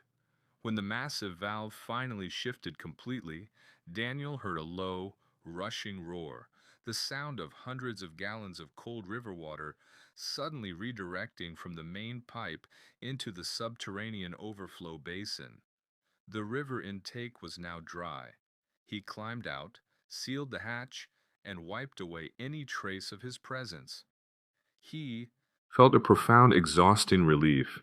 He had completed the task required by the coalition, secured his position, and maintained his moral integrity. He returned to the blockhouse, bone-tired but fundamentally intact. The following day, Daniel walked down to the trading rock. He left a new sealed note on the high-grade stationery from the coalition. River Basin Advisory, 7B revised. Action, infrastructure solution implemented. River intake main pipe now fully neutralized due to structural bypass. The immediate area is no longer sustainable for a sedentary population. Contamination risk averted. Next priority, we require an analysis of the existing rail network's structural integrity for long-distance transport. This requires specific mapping data not yet exchanged. He had not just reported success, he had dictated the next item on the agenda, confirming his essential role in the coalition's long-term planning. He was no longer a consultant, he was a silent partner. He had bought his family's stability with a complex technical maneuver. He knew Eleanor would be pleased by the swift, bloodless solution, but he was also reminded of something important. This was not a world of simple good and evil. This was a world of trade-offs, of shades of gray enforced by the necessity of survival. miracle. He had not killed the scavengers, but he had removed them, like a cancerous tumor, from the Coalition's path. His technical knowledge had saved his soul, but at the cost of accepting the new authoritarian stability. Exactly 14 days after Daniel delivered his advisory on the water diversion, the first Coalition's supply drop occurred. Daniel had established a second, smaller rendezvous point, a shallow cave a half-mile from the blockhouse, accessible only via a treacherous, winding game trail. He went alone, waiting in the deep cold. The Coalition was equally methodical. A small, silent team of 2 men arrived on foot, heavily bundled, carrying thick bags. They didn't speak. They simply left the goods, checked Daniel's new note for the upcoming rail analysis, and retreated with the same military precision. The contents of the bags confirmed Eleanor's commitment to order, precision, and reliability. The haul was strategic.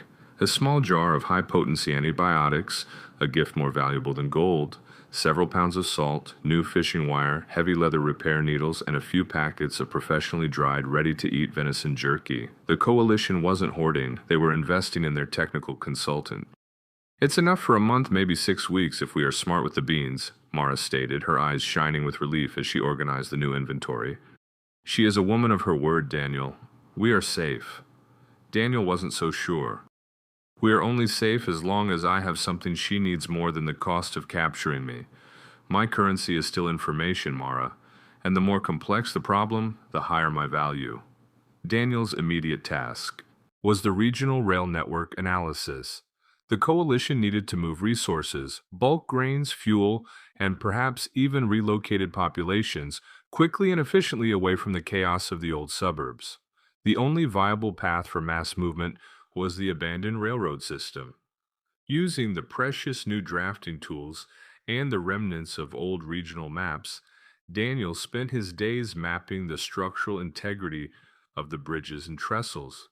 He used his knowledge of regional geography, civil engineering specifications, and the known effects of freeze-thaw cycles and previous flood damage.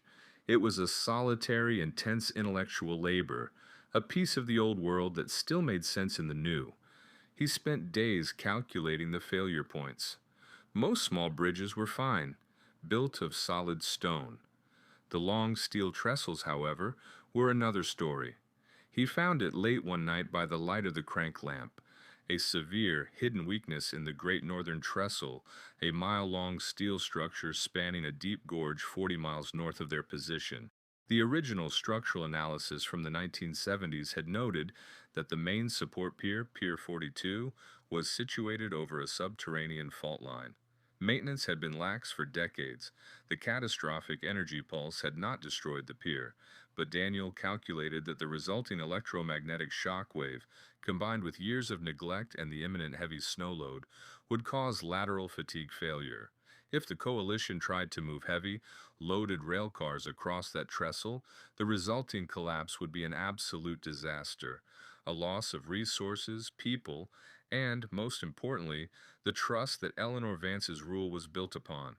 Daniel finished his report, his hand cramping from the exertion. He wrote his conclusion with the blunt, professional clarity he knew Eleanor demanded. Advisory: 8-8C, Great Northern Trestle, Pier 42. Critical structural failure, lateral fatigue, imminent under heavy load due to seismic stress fracture and low temperature contraction. Trestle must be decommissioned and used as a scavenging base only. Do not cross with bulk material. He sealed the report, the knowledge of this disaster weighing heavily on him.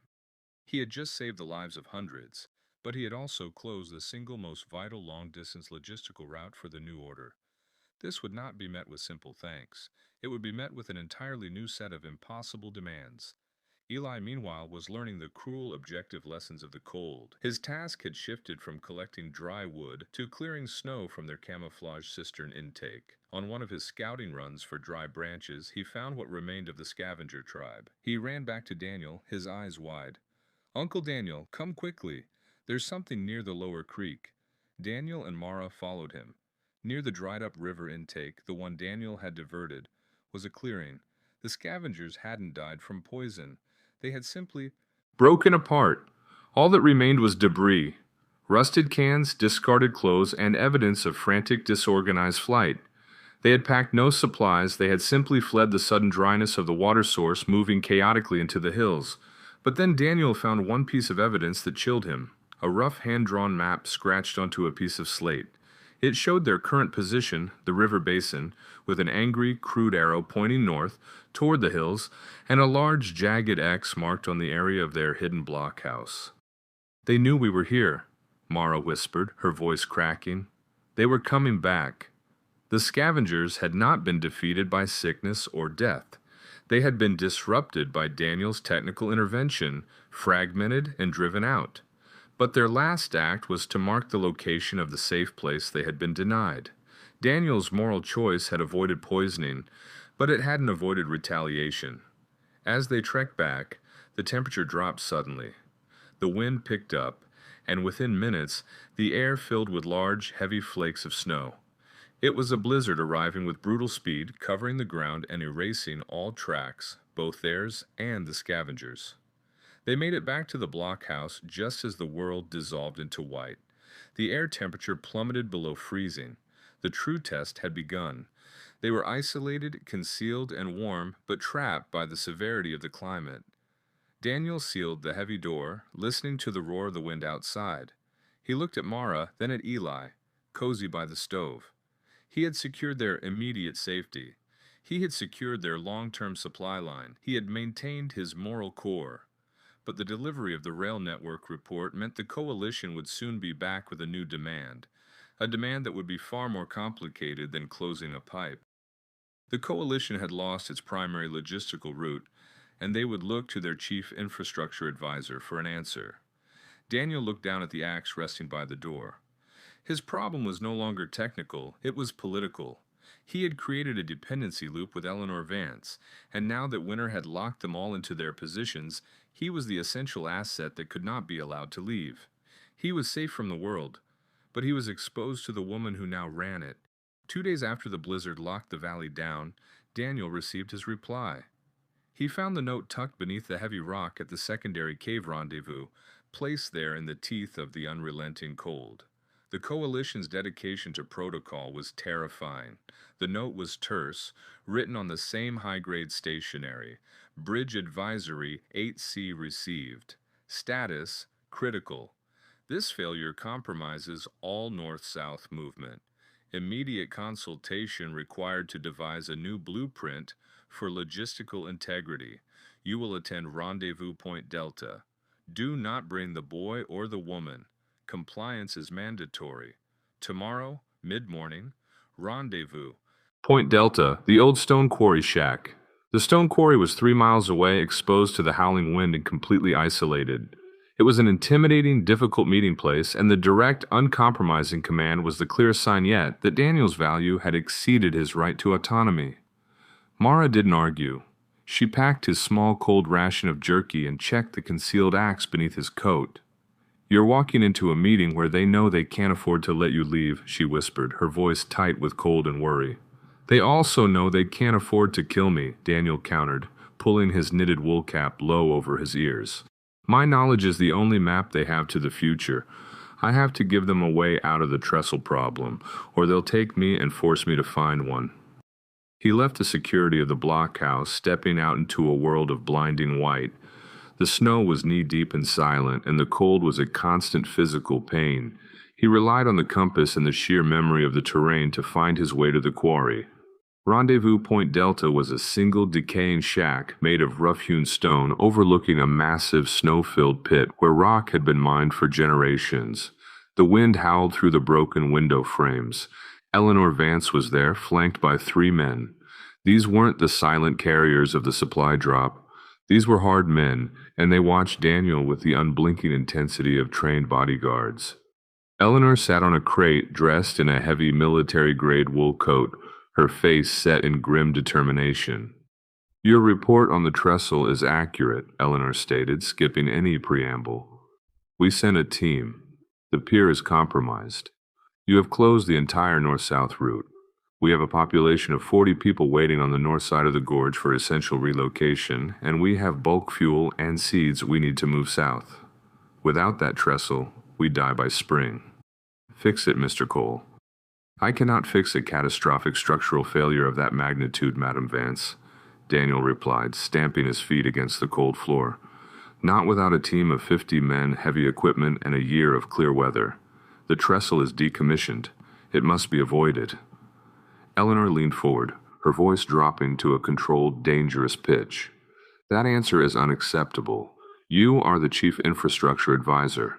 You will devise a working, reliable route through that gorge, or you will forfeit your protection and your supply line. This was the confrontation Daniel expected. The price of stability was his complete, unending servitude. There is no other route suitable for rail or heavy wheel, Daniel said, his own voice calm. But there is another option, an option built on the same principle as your coalition. Controlled, disciplined movement. Daniel pulled out his map and spread it on the crate between them. The gorge is a mile wide, Daniel explained, pointing to the river that ran through the bottom. It's too deep to cross in winter, but 20 years ago, before the park was decommissioned, the Forest Service proposed a temporary low-voltage communication conduit to run along the bottom of the gorge, suspended by cables, to connect a distant logging station. He traced a thin, curved line. The conduit was never built, but the original survey established 3 anchor points on either side, all built into solid rock, designed to handle the load of the cable and service platform. The plans called for a series of high-tension steel cables to be strung across the gorge. Eleanor stared at the map. What are you proposing? A zip line. A trolley, not for bulk goods, but for people and critical resources only. We use the existing anchor points, scavenge the high-tension cable from the decommissioned gondola lift at the old ski resort 20 miles west. I know those cables are still in place, and rig a counterweight-driven trolley system. It won't take bulk fuel, but it will transport your 40 people, your medicine, and small amounts of high-value seed stock. The solution was brilliant. It was difficult, dangerous, and would require tremendous effort, but it was technically feasible using only salvage, non-electric components. It was a new blueprint for logistical integrity, and it was entirely dependent on Daniel's specific knowledge of abandoned regional infrastructure. Eleanor studied the map, her eyes narrow and calculating. The silence in the stone shack was absolute. This is a massive undertaking, Mr. Cole, she finally said. It requires specialized engineering knowledge, specific anchor placement, and safety tolerances you cannot calculate by memory alone. I can supervise the placement, Daniel confirmed. I will design the load limits, the tension calculations, and the braking system, but I cannot do the manual labor. I need a guarantee.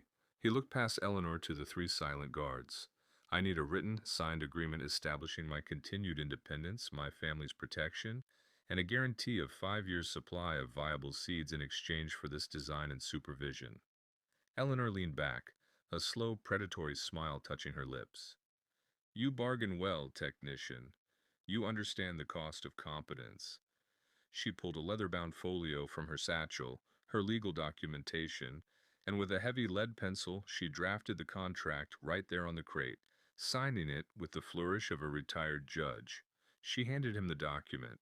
It was a formal contract of service and supply, signed Eleanor Vance, Magistrate. Daniel had just transitioned from a desperate survivor into a formally contracted member of the new political class. Daniel accepted the contract and just as quickly handed Eleanor his first requirement. I need a team, he said. A team of 4. I need 2 people strong enough for the EIHR hauling and 2 people capable of detailed, careful work. And I need one of them to be Eli. Eleanor stared at him. Your son? He is a boy, Mr. Cole. This is life or death work. He is the most careful person I know, Daniel stated firmly.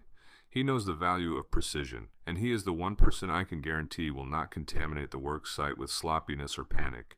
He will be my measurements coordinator. I will not start the design without him. Eleanor considered this. It was a strange demand, but it was a show of confidence and control. Daniel was establishing his own authority. Agreed. The coalition will provide the manpower, Eleanor consented. We will mobilize the necessary team tomorrow. You will supervise the retrieval of the gondola cables and begin the anchor analysis immediately. The meeting was over. Daniel was dismissed. He walked out of the stone shack and began the long, exhausting trek back through the deepening snow, his mind already filled with the complex physics of tension and load balancing. He was no longer running away from the chaos. He was actively engineering the stability of the new world. He had designed a system that would save dozens of lives, but in doing so, he had inextricably bound his family's future to the autocratic rule of Eleanor Vance's coalition. Daniel was now the indispensable engineer, the man who would build the foundations of the new order, for better or for worse. His blueprints were now their laws. The first phase of the trolley project was the most dangerous, retrieving the high-tension steel cable from the abandoned ski resort gondola lift.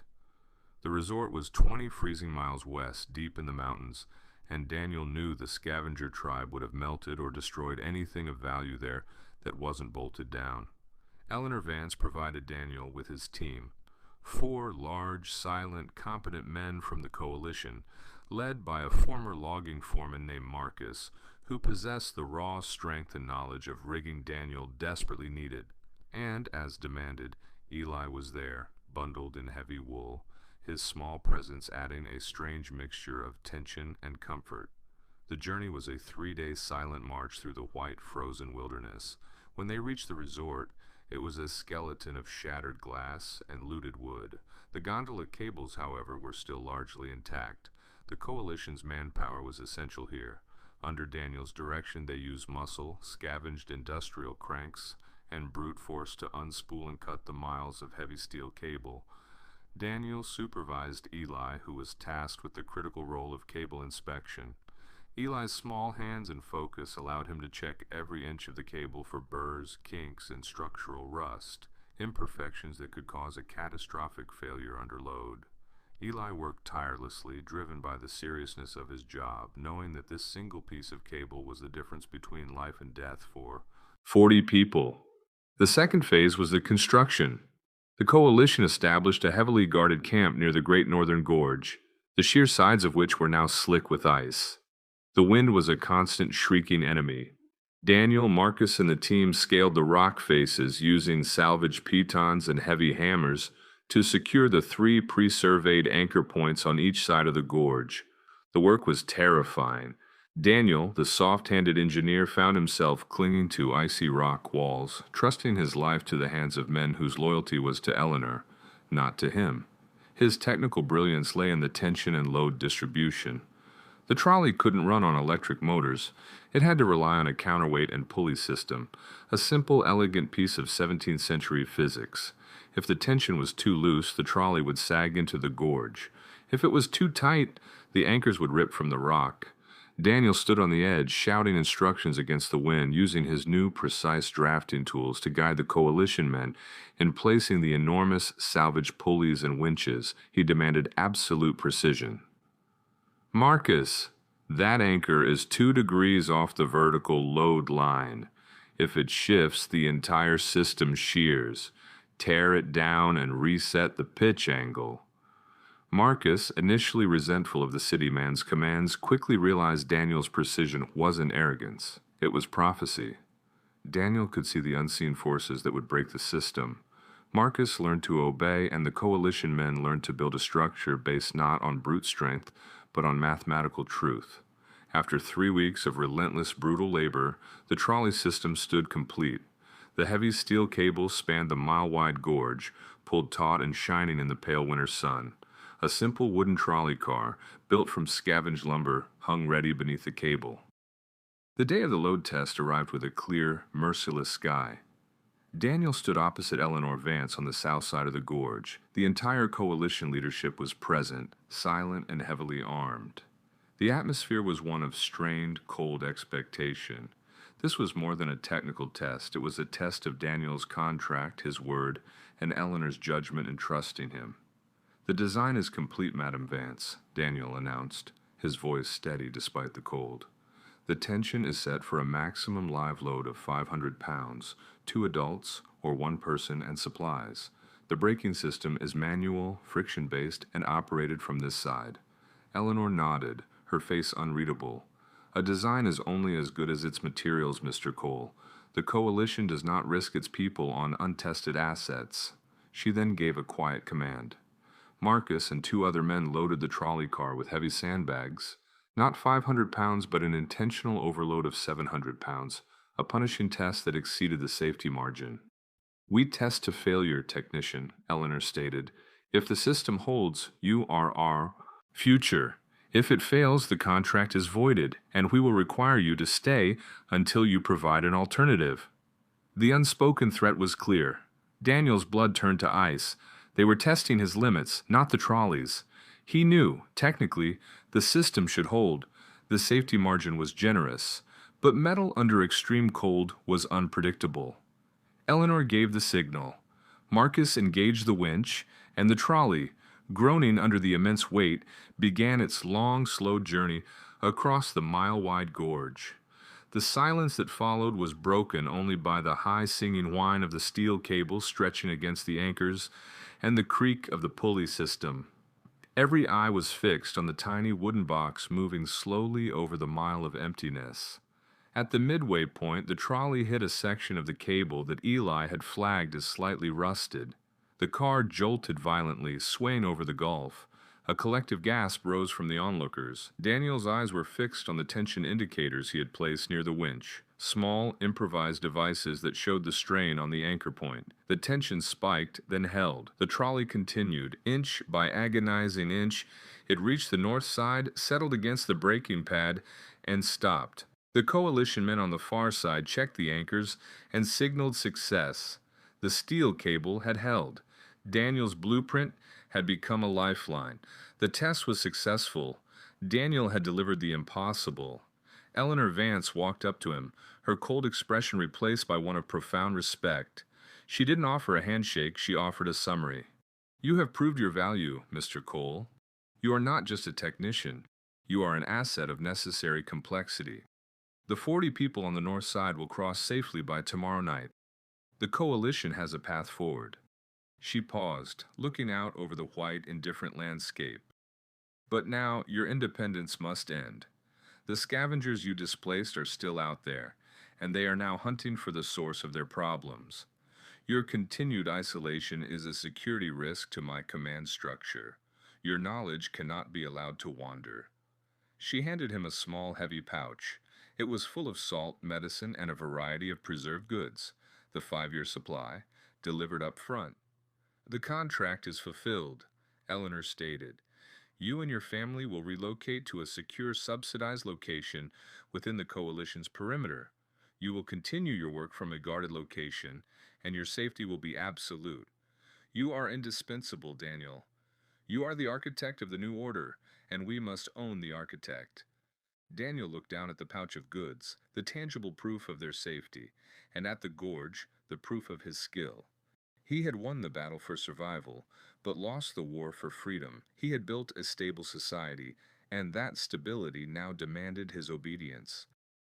"We will relocate," Daniel said, his voice flat. He had run the calculation 1,000 times. To refuse was to destroy the coalition, which would plunge the valley into chaos and lead to their immediate death. To accept was to live, albeit in a gilded cage. He looked at Eli standing beside him, whose diligence had secured the safety margin on the cable. Eli, who had learned the hard truth that in the new world, order demands a price, and competence is not freedom, it is currency. Daniel Cole, the man who brought the light of technical truth to the post-blackout world, had officially traded his autonomy for the guarantee of his family's survival. The engineer had been absorbed by the system he helped create.